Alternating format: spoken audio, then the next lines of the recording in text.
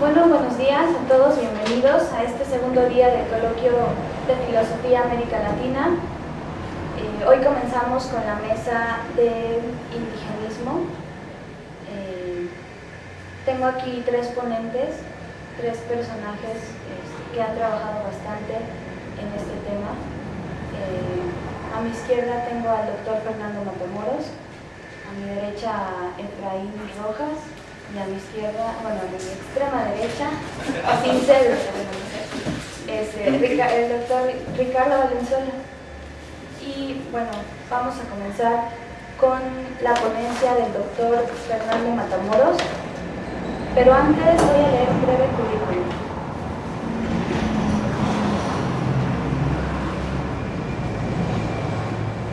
El doctor es profesor investigador, estudió en la Benemérita Universidad Autónoma de Puebla, actualmente en el Instituto de Ciencias Sociales y Humanidades Alfonso Vélez Pliego.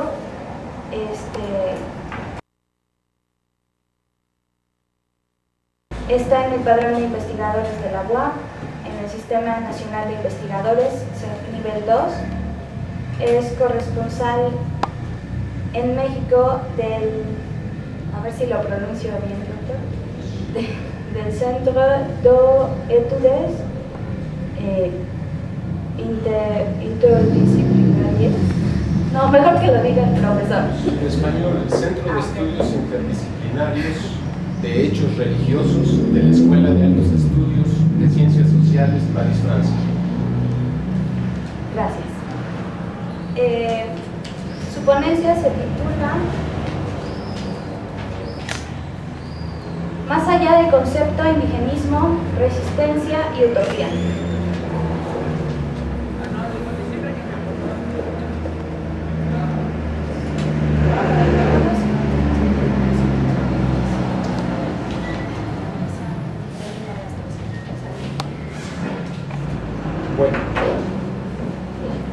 Bueno, voy a comenzar esta ponencia. En primer lugar, quisiera decir que los conceptos y palabras que a veces utilizamos cotidianamente tienen que ser entendidos siempre pensando los sujetos que constituyen esas palabras o esos conceptos. En la filosofía muchas veces tenemos tendencias a hacer, o en las ciencias sociales en general, a hacer estudios del objeto y a veces se nos escapan los sujetos que están constituyendo esos objetos.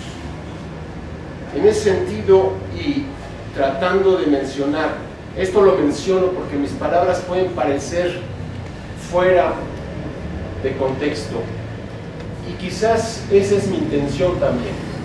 Es decir, que los conceptos también tenemos que entenderlos más allá del concepto y del lugar donde fueron constituidos o donde se están constituyendo. Estos 3 puntos empecé así, pero en realidad van a ser como 6 puntos de introducción y que serán parte ya de la ponencia misma y que aparecen sin relación ante la ponencia misma, pero que sí tienen una relación porque están cuestionando el mundo moderno, racionalista, empírico y verdadero. Entonces, en primer lugar, quiero dedicar esta ponencia a los organizadores, a los jóvenes que siguen siendo inquietos como los niños, pero también como muchos viejos que queremos seguir siendo niños, que no nos conformamos con los significantes de los conceptos, sino que queremos ir más allá de las determinantes del poder dentro de los conceptos y que van constituyendo las palabras en la vida cotidiana. Todos descubrirán o recordarán en algún lugar donde nos escondíamos para buscar nuestras intenciones, potencialidades, intuiciones, y esas intuiciones de que había algo más allá del significante. Esto lo refiero al punto de partida de lo niño. El niño constantemente está preguntando, más allá de las mismas respuestas que le dan el padre, la madre, los tíos, los hermanos, etc. La mesa. ¿Por qué? Primera pregunta. Para escribir, para ver, para poner algunas cosas, le contesta la madre. ¿Para qué? ¿Cómo apareció? ¿Cómo se desplazó de una piedra a una tabla? Table, dicen los americanos. Table, dicen los franceses. Con patas. ¿Cómo hubo ese desplazamiento? En ese sentido, entonces, encontramos que los niños se esconden abajo mismo de esas mesas a buscar justamente muchas preguntas a las propias respuestas constituidas en esas verdades que nos responden los padres, las madres, los hermanos mayores, etc.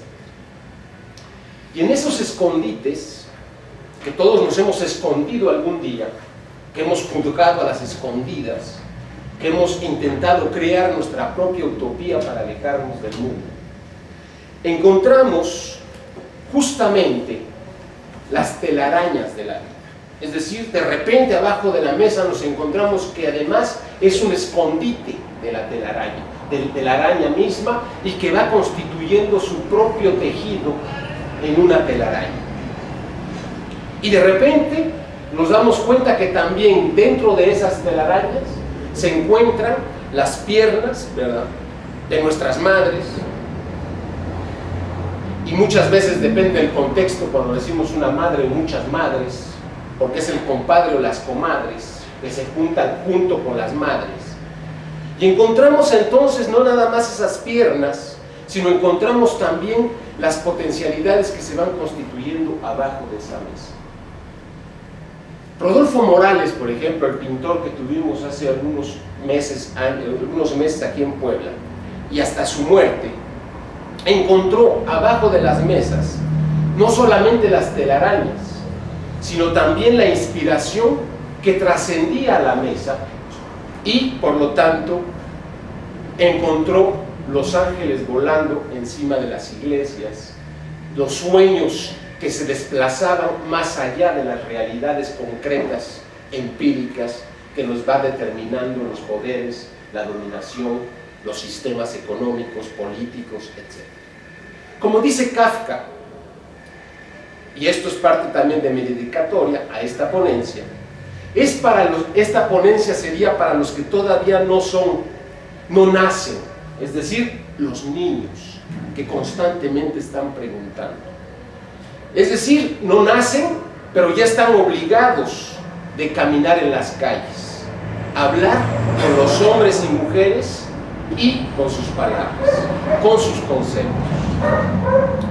Aquellos, pues, podríamos decir, esos niños que rechazados como en las exposiciones universales, y me estoy refiriendo a los organizadores de estas mesas, de estos trabajos, vuelven a repensar y a reorganizar como los artistas de la palabra. Empiezan a buscar su isla, su lugar, su escondite, para seguir pensando más allá de los límites que les imponen las instituciones, la dominación y el poder. Es decir, su trabajo empieza a ser parte también, refugiándonos en una suerte de refugio, de alejamiento o de aislamiento, pero para pensar el mundo, no para alejarse en los caminos únicamente del suicidio y de la soledad. Es decir, seguimos pensando el mundo para deconstruir el mundo y cuestionar el mundo y sus conceptos. Para aquellos como Nietzsche, siguen pensando el mundo y sus palabras, no para repetirlas, sino para pensarlas, es decir, para trascender lo existente. Y en ese sentido, ir hasta las cumbres dolorosas de la memoria, para alcanzar justamente el espíritu que hizo el origen de